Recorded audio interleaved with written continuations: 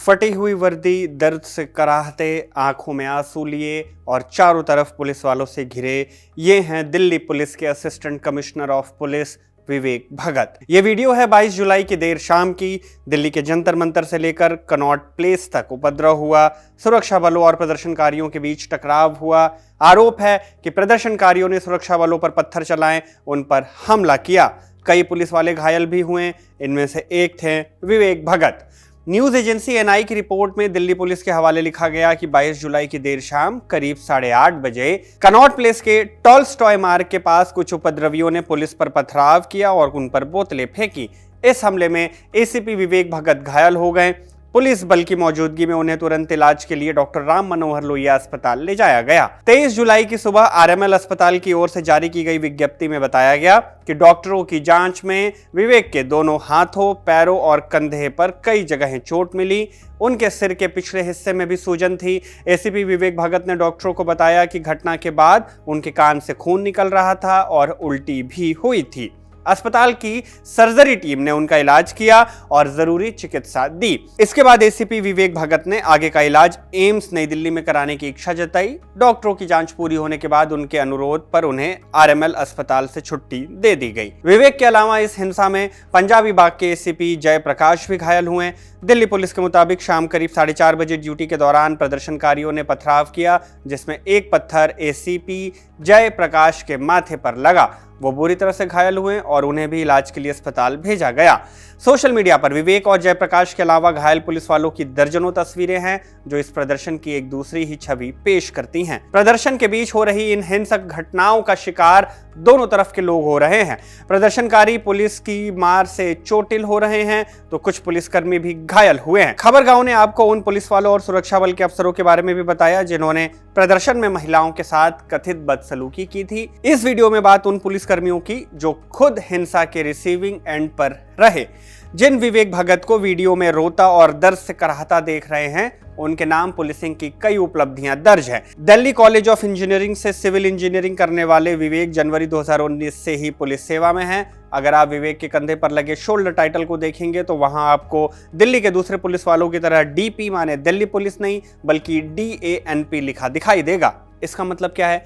भारत सरकार की एक सिविल सेवा है DANIPS, DANIPS। पूरा नाम है Delhi Andaman and Nicobar island, Lakshadweep, Daman and Diu and Dadra and Nagar Haveli police services. केंद्र सरकार के गृह मंत्रालय के अधीन आने वाली एक पुलिस सेवा, जिसके अधिकारियों की तैनाती मुख्य रूप से दिल्ली और दूसरे केंद्र शासित प्रदेशों में होती है। विवेक भी इसी काडर से आते हैं। वर्तमान में दिल्ली पुलिस में असिस्टेंट कमिश्नर ऑफ पुलिस की रैंक पर हैं और कनॉट प्लेस सब डिवीजन के प्रभारी अधिकारी के पद पर। विवेक कनॉट प्लेस सब डिवीजन के अंतर्गत आने वाले पुलिस थानों की निगरानी और कानून व्यवस्था की जिम्मेदारी संभालते हैं। इससे पहले विवेक बवाना आउटर नॉर्थ डिस्ट्रिक्ट और समयपुर बादली के ACP/SDPO रहे हैं। बीते 7 सालों से पुलिस में पुलिसिंग कर रहे हैं। कई दफा अपनी गुड पुलिसिंग के लिए सुर्खियों में रहे। विवेक को जानने वाले एक्स पर अपने रिएक्शन भी दे रहे हैं। दिल्ली बीजेपी महिला मोर्चा की state general secretary Vaishali Poddar ने एक्स पर लिखा, मैं विवेक को अच्छे से जानती हूं। वो बहुत शांत और धैर्य रखने वाले अधिकारी हैं। उन्हें कभी किसी पर गुस्सा करते या ऊंची आवाज में बोलते नहीं देखा गया। अपने अच्छे व्यवहार और ईमानदारी की वजह से लोग उनका काफी सम्मान करते हैं। उन्हें इस हालत में देखना बहुत दुखद है। कई एक्स पोस्ट में दावा किया गया कि एसीपी विवेक भगत ने एक बड़ी साजिश को नाकाम किया था।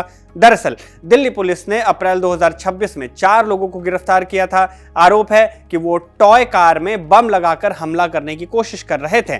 तलाशी के दौरान पुलिस ने उनके पास से एक इम्प्रोवाइज्ड एक्सप्लोजिव डिवाइस यानी IED बरामद किया था। 18 अप्रैल 2026 को आई मिंट की रिपोर्ट बताती है कि दिल्ली पुलिस ने 4 रेडिकलाइज्ड लोगों को गिरफ्तार किया था, जो कथित तौर पर अलग अलग जगहों पर हमले की साजिश रच रहे थे।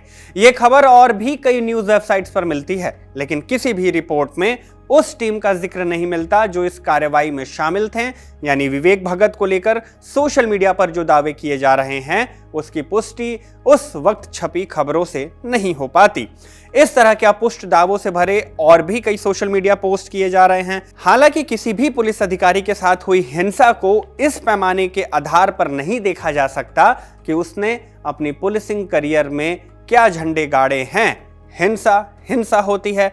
बहरहाल दिल्ली पुलिस ने एसीपी विवेक भगत और दूसरे पुलिस अधिकारियों पर हुए हमले के मामले में कनॉट प्लेस थाने में एफआईआर दर्ज की है। इंडिया टीवी की रिपोर्ट में पुलिस सूत्रों के हवाले लिखा गया कि प्रदर्शनकारी भीड़ में अब आपराधिक तत्व भी शामिल हो गए हैं। पुलिस के मुताबिक ये लोग चाकू जैसे धारदार हथियार लेकर आए। घायल पुलिसकर्मियों को लगी चोटों के आधार पर पुलिस की शंका है कि हो सकता है कि उन पर धारदार हथियारों से भी हमला किया गया हो।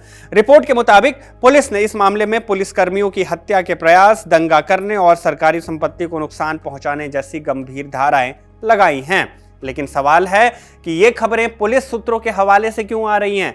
20 जुलाई को बीते आज तीसरा दिन है। 23 जुलाई की तारीख है। जंतर मंतर, पटेल चौक से लेकर कनॉट प्लेस तक जो घटनाएं हुई 20 जुलाई के दिन, उसे लेकर दिल्ली पुलिस ने अब तक आधिकारिक प्रेस कॉन्फ्रेंस क्यों नहीं की? पुलिस क्यों प्रेस कॉन्फ्रेंस कर नहीं बता रही है कि उसे लाठीचार्ज, टीयर गैस क्यों चलाने पड़े?